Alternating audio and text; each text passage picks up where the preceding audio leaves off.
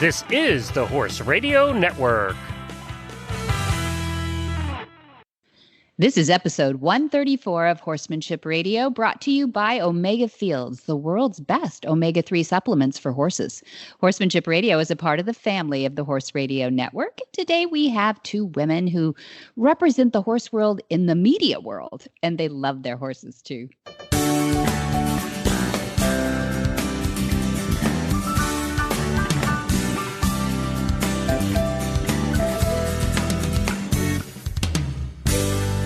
This is Debbie Laux, and you're listening to Horsemanship Radio. Thanks for joining us. Horsemanship Radio airs on the 1st and the 15th of the month. And of course, I have my producer, Jen, with me today. Hi, Jen. Hello, Debbie. How's springtime treating you? Oh, it's beautiful here now. We're like Ireland here now. We're like green and velvet and well, maybe not quite, but almost. I mean, it's green. Like we haven't seen it green for a long time. We're like rubbing our eyes. Wow. Your eyes in it. We talked about this on Health of Critters a couple of weeks back. What is it that happens in the springtime in California that officially makes your soul go, oh, it's spring? The poppies. We have the California poppies. And, you know, some people think like mustard growing across a field or something is beautiful. Nothing compared to the poppies. They're like this blood orange, red. Oh, they're just beautiful. There? Oh, yeah. Are they fair? Yeah, they are. And they're our state flower. I didn't know. Yeah. And they're like butter. Their leaves are just so soft and beautiful, and they furl up and then unfurl in the sun. So they do this, you know, kind of when the fields open up in the full sun, it's like, oh, you know, it's one of those. So they crinkle all up and go to sleep at night? They do.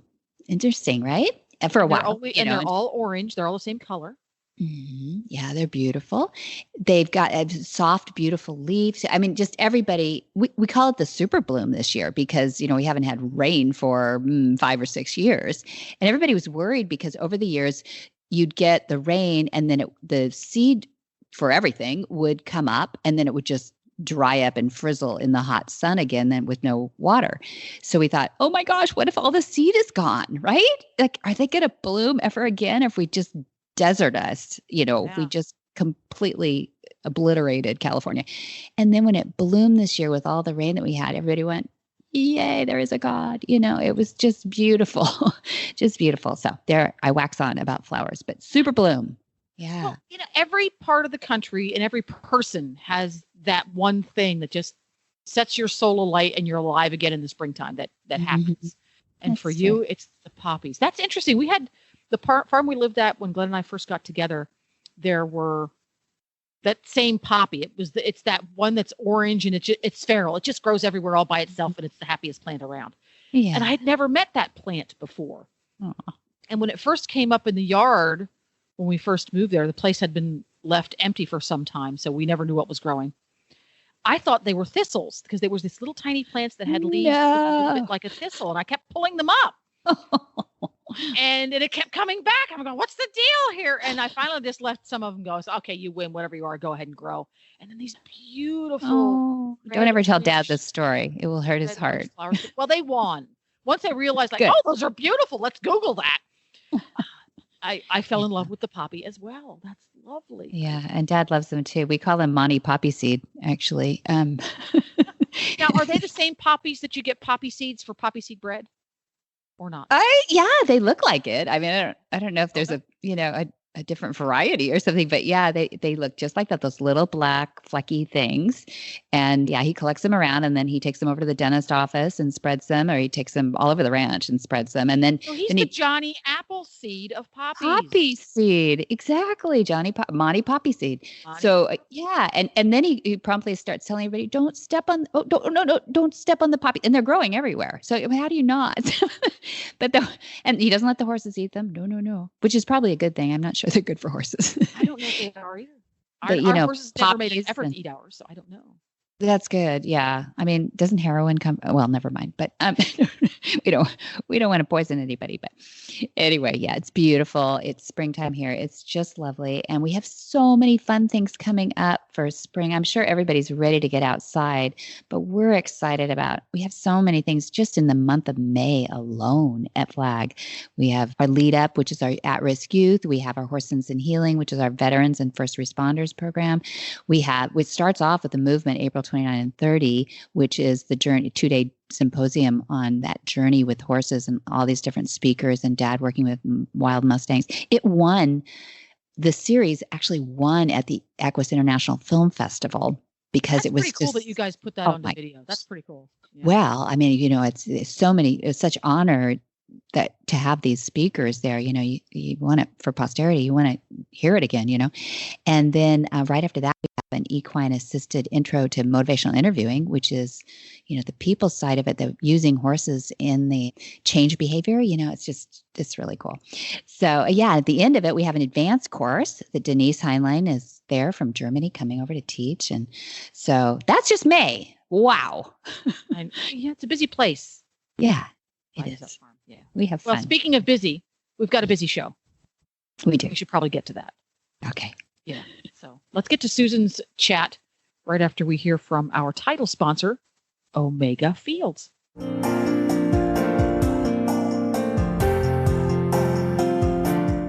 Hi, Joe Camp here to share about Omega Fields. Omega Fields exists to help you keep your first promise to the horses you love, to care for them well. Nutrition is the foundation of a healthy life and supports all the activity that brings you and your horse so much joy. Omega-3s from flax are the cornerstone of that foundation. So, coupled with the finest ingredients and their proprietary Pure Glean flax stabilization process, they created Omega Horseshine, Omega Horseshine Complete, Omega Nibblers, low sugar and starch, Omega Antioxidant, and Proventum Probiotic soft treats. Thousands of horses are experiencing a vibrant life with the help of Omega Fields products, including all of ours, a part of helping you keep your promise to your friends. Nutrition for a healthy life isn't just their slogan, it's their purpose. Susan Ashbrook was born in the Midwest, but longed at an early age to be like her grandmother, Pearl. Pearl rode horses and built many successful businesses, too. She was an independent woman when it wasn't a popular pursuit. Susan used her creativity and business acumen to found Film Fashion, a premier agency matching A-list celebrities with exclusive fashion designers for the red carpet. Her clients included Escada, Chopard, Ralph Lauren, Lanvin, Harry Winston, and Swarovski. Film Fashion was acquired by powerhouse ad agency Interpublic Group. Susan's passion for horses launched another career, producing equine content for Equine VIP. As hostess, producer, and editor, each interview features individuals from equestrian worlds. Stories include talks with riders, trainers, unique equine events, products, and special horses. Her interviews have been featured on RFD TV, Horse Digest magazine, and the popular Equine VIP website. Most recently, Susan launched Equine VIP shampoo and conditioner. With 4 horses as test models, Equine VIP shampoo and conditioner is made with essential oils, fruit extracts, and herbs like peppermint that stimulate a horse's coat for a shiny, clean finish. Well, welcome, Susan Ashbrook. I am so happy to have you on finally on Horsemanship Radio. Are you in the San Ynez Valley now? No, I'm not. I live in Lompoc.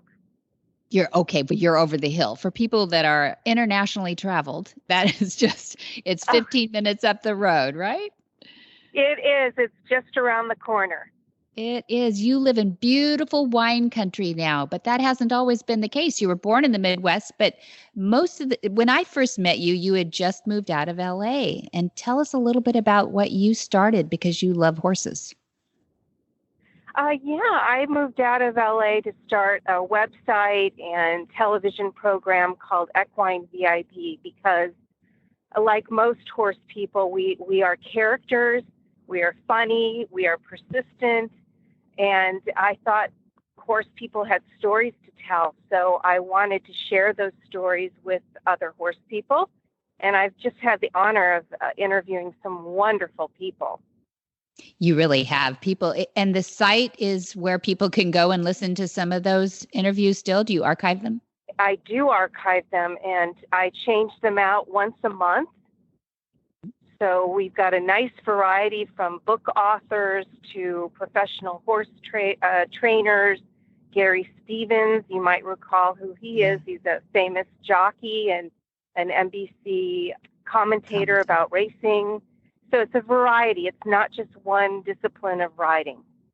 You are so right about that, which is what I love about your Equine VIP. So they should go to Equine VIP. Oh, absolutely. I first met you because you approached and interviewed Dad, and it really was one of the best perspective interviews I've heard him do. So I appreciate that. Oh, thank you so much. Thank you. And you know, when I interviewed Gary Stevens, the jockey, he said to me, "Wow, you really did your research." Mm-hmm. So every time I interview somebody, I really try and dig into their past from the beginning, where they started, to their passion and what led them to horses. And it's really fun for me to do that. Yeah, and you do it well. And I think it's really fascinating. Now, most people who own horses these days, they do so at the bidding of the job that they have, or the the talents and abilities they have, because they have to pay for their horses, right? It's not easy to maintain horses and keep horses. So I think it's fascinating that you come out of this background of the film, and you did some agency matching A-list celebrities with fashion designers. So tell us a little bit about that, because we're all fascinated by how you make a living enough to pay for your horses. Yes. Well, I was working for a fashion designer in Los Angeles, and he was really a terrific guy, and he had a celebrity clientele. He did clothing for Mick Jagger and Julia Roberts and Angelica Houston. And I thought, well, gee, you know, every time they go out in public, they're asked, well, who are you wearing? And it's become even more so, you know, as we watch all these events and award shows, people want to know. And I thought, well, gee, I think I could do that, not for just him, but for other fashion designers also. So I left him, started my own agency, and I really, to be honest, Debbie, I'm not sure I really thought it through, because I didn't have a client when I first started. But I got myself to Europe and New York and explained my idea. And my very first client was Ralph Lauren. So I started off with a big bang, you know? Yeah, it doesn't get bigger than him. No, pretty much not. Yeah. I was looking at your list. You don't even put him first. In fact, I thought it was curious. I was reading up on some of the clients, not like I've never heard of Ralph Lauren, but I didn't even know that people say his name wrong all the time.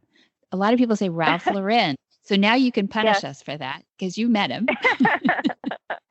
Yes. Is that right? Well, and what happened then, just to briefly tell you, was I then did jewelry and handbags and shoes and pretty much anything a celebrity wore. I started representing those kind of clients. So my business grew, and that's how I could, you know, I say now that I work for shoes, but not my shoes, horseshoes. Horseshoes now. Yeah. That's right. I mean, and you were a girly girl. So what was it like moving from Los Angeles, doing all these high fashion, I mean, seeing these 6 foot, 100-pound women marching around with these beautiful clothes on? How do you go from that to the San Ynez Valley and putting on horseshoes? Not you really, but buying them. So, you know, I lived in LA and worked with celebrities and fashion models. My background really was, my grandmother had a farm, and as a kid, my mom would drop me off the day school got out and pick me up the day school started in the summer months. So I really loved being on a farm, a ranch, around animals, and I just find the people in San Ynez Valley so welcoming and friendly, and especially horse people, you know, they're just givers. And they'll give you the clothes off their back, you know, and help you out. And so it was a welcome move for me. That's nice. And now you're evolving again. I know that you've been involved heavily in the horse, but I mean, I see those beautiful photos of you out with the fillies, the ladies horse riding groups, and you get to go to these farms and ranches that people would never see normally. They're off the public grid. How is that these days? Are you more relaxed than that LA crowd?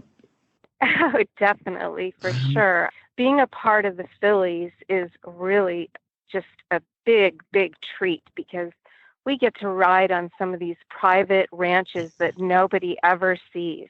And the owners will let us on very graciously. And sometimes we have fancy lunches. Sometimes we pack our own lunches. It's very relaxing. And I enjoy hanging out with cowgirls all the time. Right. And they look it too.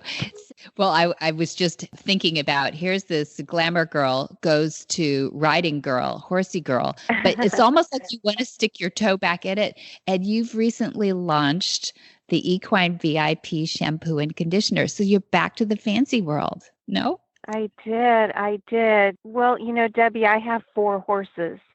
So I think I've used every kind of shampoo and conditioner on the market.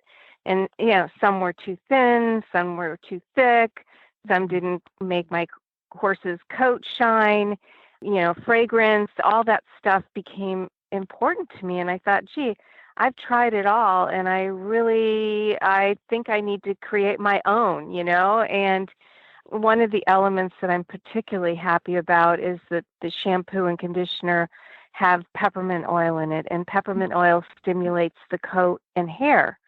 So, I've really seen a big difference in my horses, and I hope I get to share it with more and more people. So are you making it right there in your garage, or how do you where do you go? I do. I get the basics that are in almost every single shampoo, and then I've kind of over the years added and taken out things that haven't worked for me. So it's a little bit of the best of everything, I think. Very cool. And okay, yeah, so I got to cool. bite. Where do we get this stuff? Do we have to go straight to you? Well, right now it is just sold on the website. Of course, like everyone, I hope to have it on Amazon very soon because I'm a big Amazon shopper, aren't you? Mm-hmm. Prime right there. Yeah, there you go. So, I kind of learned how to do all that before with my business. And so, I'm looking forward to that. So now that you've got this business and you've got it San Ynez based, so you're not having to fly to China to get it produced or anything like that. Yeah, right, right. Are you still going through iterations of the recipe, or do you have it where you like it? I have it exactly where I like it. Nice. I can't wait to try some. Yeah. We'll have to put it in the show notes. We'll have to put the website too. So where do you think you go from here? Are you going to launch more products, or are you going to ride off into the sunset because you love horses? Well, that does sound pretty good, but I'm afraid I'm compelled to be a hardworking person. So I hope, I can add other products to the shampoo and conditioner. But right now I'm learning how to market it and about social media, Instagram, taking photos. And I was just at a horse show this weekend, and it was really fun because, I'd go to horse shows in the past, but this time I was looking for horses that had tried my product so that I could showcase the horses. Oh. One of the riders this weekend rode a Grand Prix dressage test, and she has a gray horse. So she had used her horse as a model and for the shampoo and conditioner, and we got some really fun pictures of the horse. So that was great. It looked great. Yeah. So now you have 4 horses. So do you have like one in each color so you could do that? Or Well, it's funny. The trainer I work with said to me, "Well, I can clearly see you have a style." They're basically all bays. Yeah. So I'm guessing that's my style. It's like the 4 food groups. You just have one, huh? That's it. Yeah, I think so. I do think so. Yeah. They're beautiful. They're beautiful. And so are you, Susan. It's really, you've been a wonderful addition to the San Ynez Valley horse scene for sure. I'm looking forward to having you flag us up. I know we're going to be at an event together coming up at the end of by the time this comes out, I think it will have just happened, but we will get to see you you soon. And I'm going to, ask you for photos and things to put up on our social medias of how Equine VIP shampoo and conditioner are doing and anything else you add to that lineup. It sounds really fun. Love supporting horsey girls who are businesswomen too. Well, thank you so much, Debbie. I really appreciate your call. Yeah, thank you for agreeing to be on Horsemanship Radio. We'll talk to you soon. Okay, bye-bye.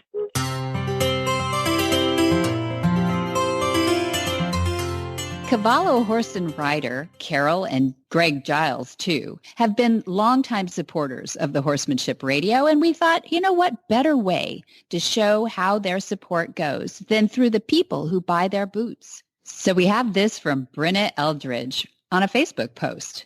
I could not be happier with my decision to transition my horse to barefoot and choosing Cavallo for his hoof protection. I always thought my horse just had bad feet and that he would always be lame barefoot until I realized that I was enabling that dependency. By allowing his feet to adapt back to the way that they were naturally intended, his feet have become strong and he now seems perfectly comfortable barefoot. With the added weight of a rider on rough terrain, I invested in my first pair of Cavallo boots.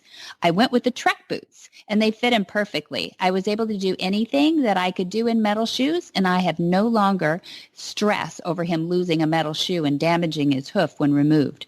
The Cavallo boots have provided him greater shock absorbencies when riding on hard ground, and so far, whether it be on trails or in the arena, he seems extremely comfortable in his boots.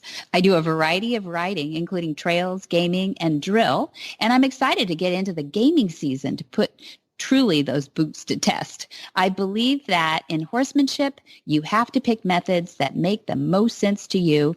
And for me, that is the naturality of barefoot and the protection of the Cavallo boots. Brenna.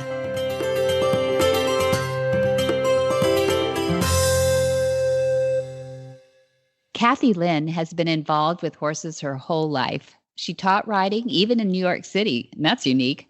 She has participated in horse shows, played polo, U.S. and internationally. Her professional experience includes working with global consulting firms, technology companies like IBM, media publications, including People Magazine and Entertainment Weekly, and she managed all the sports projects at the Associated Press. Her website, EquineInfoExchange.com, was launched on January 2015 and has rapidly grown to having a social media reach of 3 million and more, and is the Twitter top influencer in the world for #Equine. Well, welcome, Kathy Lynn. I'm so glad to have you back, publisher of Equine Info Exchange on Horsemanship Radio. How are you? Thank you. I'm doing terrifically. How are you? And thank you so much for inviting me back. This is very exciting, Debbie. Oh, I was dying to talk to you about so many things. I think we've had you on about, people have to look up that segment. It's probably about a year, 8 months ago, maybe something like that. And you were just, as they say I think in the music industry, you were on the top with a bullet. Your exchange was doing really well, and you've gone more international. And so I definitely wanted to have you back about that. But you cover so much information about the equine industry, which is really fun, that you've gone this international scope. I thought, how do you do that? How do you not get unwieldy with all this information? And I guess that's what do you say to people what you do on Equine Info Exchange? How do you describe yourself? Well, what we want to do is we want to bring the global equine world together, whether you're an amateur, whether you're a professional, whether you just like horses, whether you like the lifestyle or interested in the lifestyle. For example, like Ralph Lauren with his polo line. Many people wearing polo shirts have never played polo, but they are interested in the lifestyle. So we want to bring everybody together, and not only participants in the sport, but people outside the sport. We want to bring large businesses together with small businesses. Debbie, we have over 23,000 businesses listed on Equine Info Exchange. Whoa. And we're trying to build 23,000? Yes, 23,000. And as you know, with our emails going back and forth, you probably sleep as little as I do. So you are a busy lady. Well, and so we're growing by leaps and bounds. We've been in business over 4 years now, and it's it's just been great. The pace has been frenetic, but it's just every day is different, and it's just so stimulating. So I'm thrilled to wake up every morning, work hard, connect with people, and it's just been a wonderful journey. I can't believe it is now deemed the most comprehensive directory of events in the world, and you only started 4 years ago. Yes. So our goal was really to bring everybody together. And so we brought everybody together with disciplines, every kind of discipline. And yes, thank you for touching on events, because this week we launched our global events package. So it's been something that other folks wanted to do. Horse and Hound has something similar in the UK space. But because we have such a global audience and we're the top influencer in the world on Twitter, in fact, Twitter reached out to us and met with us in New York to talk about, it was great, to talk about our global influence, which was wonderful. I learned a lot from them. They learned stuff from me, and it was terrific. We wanted to take that opportunity to have events listed on our site in a feature on the homepage, and also a way that people can not only promote their event, but sell tickets as well. So we're offering free listings to anybody who's interested. In exchange, we only ask that you link back to us. So everybody wins. We send traffic to you, you send traffic to us, because it's building a community. But then we also have featured listings where we will include you on our, Facebook and Twitter, where you can sell tickets, where there's an area where you can download, say, for example, you want to go to one of your events, someone wants to go to one of your events, Debbie, they could download a document. How do I get there? Where do I stay? All of that. And the prices are very, very economical. So for those of us who really don't have a budget, there's a free listing. But for those who want to sell tickets, who want video clips, who want photos, there's a featured listing, and it starts at $30 a month. So it's a great, great way for everybody to play in this space. Yeah, really. And it's very potent. So not only is that inexpensive, but it's super powerful too. So, and your social media reach, you were telling me about your social media reach a little bit, is huge. And so tell us a little bit about, and how do you, these days, social media is so confusing. I mean, Facebook has been doing all kinds of funny stuff. And even if we have big numbers on our Facebook, the engagement is the only way we really seem to be effective. How do you attack social media these days in this changing, platform that they've got? Sure. So what we try to do is automate as much as possible. We're small but mighty, and because of my technology background, I'm able to leverage some of the artificial intelligence or business intelligence tools in order to display content and display appropriate content to our audience. So we have a social media reach of about 15 million a month, which includes Twitter, Facebook, Instagram. We have a YouTube channel. That said, there's always room for improvement. So, you sort of look at these social media platforms and say, okay, how could I do better at Pinterest? How could I do better at Facebook? And so many times Facebook is changing their algorithms. How can I do better? So it's a continuous process, Debbie. Like anything, as the business grows and evolves, we need to do better and are always trying to do better. That said, we look for leaders outside our industry. We look to the global media companies. How are they doing it? Mm-hmm. How are they engaging their audience, and work in conjunction with them? And if you don't mind, I can certainly talk to you a little bit about some of the global media partners, if that's okay with you. Oh, yeah. I'm fascinated because I know you have these horsey roots. Mm-hmm. You've taught riding, and you've even if you're in New York City, and horse shows mm-hmm. and polo and everything. So I know you have these horsey roots, and usually it's very hard to find somebody who's technically savvy, especially on an international scale too. So yeah, carry on.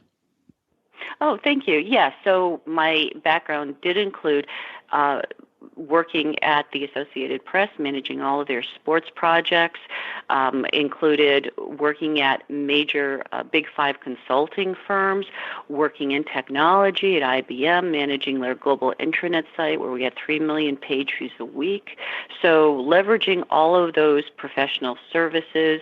I also worked at Entertainment Weekly and People Magazine, so I do have media background.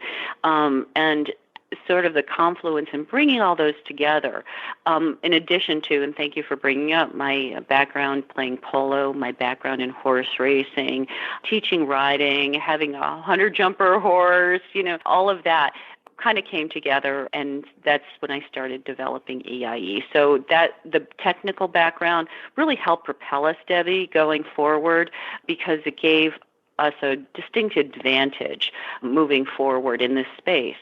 Sure. So a couple of weeks ago, a large global media company met with me here in Manhattan. And for our next time we talk, I'll be able to reveal a little bit more. But they want to work in partnership with me, which was just so exciting. If I could say, it's sort of like a small tech firm being asked by Oracle to partner with them, or a small search firm being asked by Google, and having them say, look, we'd like to partner with you. And then they also said, which was so important to me, they said, Kathy, we know you will never damage our brand. Wow. So it was very important, because integrity is so important, and doing the right thing is so important in any business. And for them to say, this global media company, international global media company, saying to me, you won't damage our brand and we trust you, that meant so much to me. So as what it they also should. said, Yeah. it was great. It was great. So, sometimes doing the right thing is a longer journey, but it's the right journey. Were you worried they were going to gobble you up? If they knock on your door these days, some of these deals I hear on the news is that, we just plunked down $1 million or $1 billion or whatever for different. And I would think that you would be ripe for that. But I'm hearing in your heart a passion for the industry that you're sticking with. Definitely. And so they said to me, and this was interesting, this big global media company said to me, what is the biggest challenge with your business? And I said, it's the run and maintain and the support and getting back to people and really having the infrastructure set up. They said, that's it? I said, yes. They said, we can help you with that. Mm-hmm. We have all of our research, all of our, global teams who can, help you and give you reports so that you can give this to your customers. Wow. So they want to work with me. They want to support me. They believe in what we do. So for them to have my back was extraordinary, and what an honor. Awesome. So I said, this is terrific, because again, with any small business, any growing business, it's the infrastructure. It's the classic growing pains. Yeah. And to have a major global company support you in that way, believe in you, and want to work together with you, it's just amazing. That's great, because I don't want to see any horsey girls go away from the Equine Info Exchange. No. As a matter of fact, they're recognizing the fact that this is a big space, and not just media and entertainment, financial services. I get calls from, financial services organizations. Hey, we love your audience. We want to work together with you. Luxury businesses, real estate businesses. Hey, we understand what you're doing. You get us. We want to work together with you. So it's really wonderful. But not just the major players, the smaller players who, like us, built their own business, work hard every single day, reach out to us as well.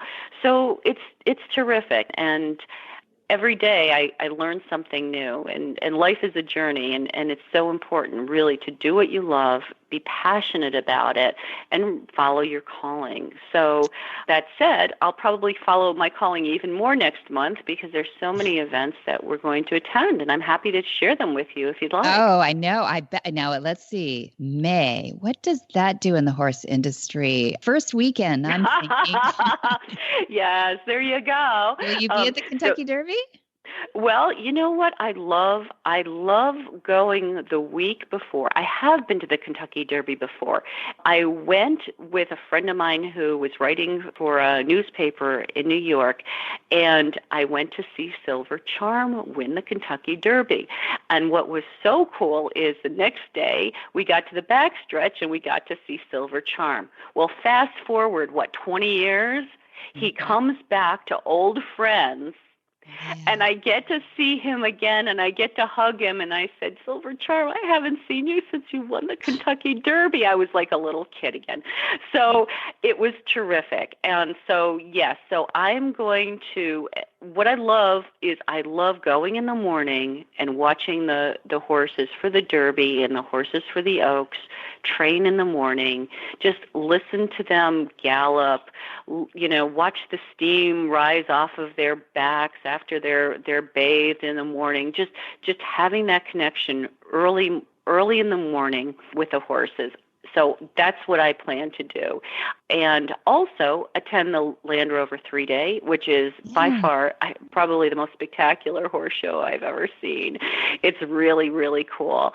And then go see old friends, my Silver Charm, see old friends. Michael Blowen does a wonderful job retiring race horses. I'm going to go see my friends at Rood and Riddle, and they provide a lot of content, veterinary content, and it's great. So there's so much to do in Kentucky in the spring, and probably go to the races at Keeneland and Churchill Downs as well. Equine Info Exchange has the largest directory of rehoming organizations in the world. And what I'm so happy to say is that the thoroughbred industry, for example, because horses are tattooed and soon they're going to be microchipped, it's very easy to identify them. And people are very, very interested in rehoming their horses. The tracks in New York take out money for every start that you have for, aftercare for horses, which is so critically important. So, so I'm a big advocate of horse rehoming, and it's just so important because when these horses retire, they're still young horses and still viable to do much. And people are now cognizant of, hey, let's retire a horse while they're sound because there's still so much left in them. But if they're not able to be ridden, there are places that will take them, which is terrific. And I'm such an advocate for that. Great. Yeah. And so are we. We just agree with all these different ways that people are now being able to transition those horses from one kind of job to another. And even if it is something that's eventually a pasture pet, that's okay too. I think we've finally become as a society not ashamed of the discarding. We've actually embraced it now and said, you know what? There's a lot we can do, and not just what they've done with the dog industry. We've had like Christy Counts and Christy Schulte Kappert from The Right Horse here. We've interviewed them as well. She's great. And just a lot of intelligence and a lot of women that really have it all together, love horses, and have ways to and means to create a change, a real shift in the industry. And I think racehorses probably are kind of the poster child for their industry is young, their horses are young, and a horse that's racing at 6 or 7 years old is considered like ancient, right? And think about that. Your quarter horse that's 6 or 7 years old, he's young. So it's just sort of a mental shift. So I spoke with people who are far more intelligent than me with reference to horse racing, and each track, which people kind of don't really realize, and I didn't realize it to this extent, each track is built differently depending on the climate. So The track at Gulfstream is built differently than, say, the track at Woodbine in Canada. Mm-hmm. And what I understand has been happening at Santa Anita, because they've gotten so much rain, below the track, the top of the track is a cushion. And this cushion was not meant for the drainage, and I've known when I had gone once to Santa Anita and it was raining, the streets, got all flooded out and flights were canceled, et cetera, et cetera. So when you get an inordinate amount of rain, the track is impacted differently. The benefit is that you have these super blooms, which are kind of lighting up the mountainside. Yeah, absolutely. The flowers are gorgeous. But what's been happening is the cushion of the track, from what I learned, is becoming compact and uneven. It's very, very expensive to pick up the track, and how it's been described to me is every eighth of a mile or furlong, the track has to be lifted and resurfaced, and it's a very, very expensive proposition. So hopefully the people who run Santa Anita, the Stronach Group, are addressing this issue properly, because as you know, the Breeders' Cup is going to be there this fall. So nobody wants to see these breakdowns. Sadly, all of a sudden, racing has sadly shot itself in the foot, and racing really needs to do better, because the only time we see racing is when something terrible happens. And that's such a small percentage of the time. But I get it. There are people who are never going to like racing. I totally understand and respect that. Collectively, racing needs to change. It needs to get better. It needs to evolve, or it's going to disappear. So those are my thoughts about it. Wow, sure. Thank you for sharing all that, Kathy. Thank you. Yeah, so great. Now that you've launched your event site and you've got the infrastructure coming from somebody who's got your back, we want to have you back to hear more about how this is going to blow the doors off even more than what you've already done. Love to. Anytime. It's always great to talk to you, Debbie. Thank you, Kathy. From Equine Info Exchange, thanks for being on Horsemanship Radio. Whisper the language of the herd. Listen, you don't have to say a word. It's time for Jamie Jennings to fetch an email from Monty Roberts' inbox and share a morsel of Monty's wisdom in a little segment we like to call Ask Monty. Leave this world a better place than mine. The magic in the language of the herd. Dear Monty, I work with racehorses, and one of my duties is to pull their manes. To tell you the truth, I hate doing it. I don't want to inflict pain on the horses. They don't deserve it. But we are always pushed for time, and a lot of the times it results in using a twitch to get them to stand. I know it's stupid, but I actually cry afterwards because I had to use it. People in my yard think I'm being just oversensitive, but this really bothers me. I've managed to do my other duties without hurting the horse, so why not pull manes without pain? But here's my problem. Does pulling manes hurt horses? And if not, do you have a method to get the horse to stand still and tolerate the pulling? I would really appreciate your help with this. Monty's answer. This question has many dimensions. The first is that I will discuss the attitude of other people about mane pulling. My suggestion is that you advise these people to request that their barber or hairdresser stop using scissors, razors, or other forms of cutting equipment and simply pull their hair out. I feel certain they would suggest that that was not an appropriate solution. The next statement they may well make is that the horses feel very little pain, so it's okay to pull the mane. To that, I suggest you respond by reminding them that a horse standing in the field experience a tiny fly landing on his back will twitch his skin to remove the pest. If they were so insensitive, would this be possible? In fact, a horse is more sensitive than a human in many areas of his large body. The next facet of the question I will address is whether it matters if the horse is feeling pain during the mane pulling. My answer is yes, it matters, and it negatively affects the character and disposition of your horse if you or anyone else deliberately causes pain. Flight animals tend to register experiences that aggravate and then take measures to keep them from happening again. With this in mind, one might need to prepare for the horse to kick, strike, or otherwise fight back. The next segment of the question asks about an alternative to pulling the mane.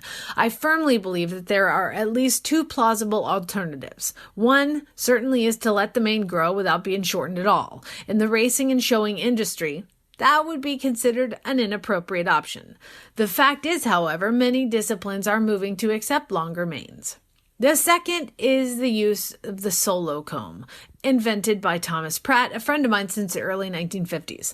The solo comb allows one to select the longer hairs of the mane itself and then clip those off. Using the comb repeatedly along the line of the mane will eventually shorten the mane without the need for pulling the hairs out, so it does the intended job without pulling the mane. The solo comb will also achieve the desired length without causing the remaining mane to go all frizzy. While I am not certain, I believe that other instruments are now available to accomplish the task. The internet would be a great resource. For more of these insights into good horsemanship, go to www.montyroberts.com and click on the orange banner that says Get Free Horse Tips. Hi, I'm Monty Roberts, and I'm dedicated to training horses without pain. You can learn to do it too on my Equine Online University. Western, English, the beginner, or the advanced rider, it doesn't matter. You can connect with other students online too, on our forum, and there's a new lesson every week. It's a lifetime of learning for you on my Equine Online University at montyroberts.com. What in the wide, wide world of sports is going on here?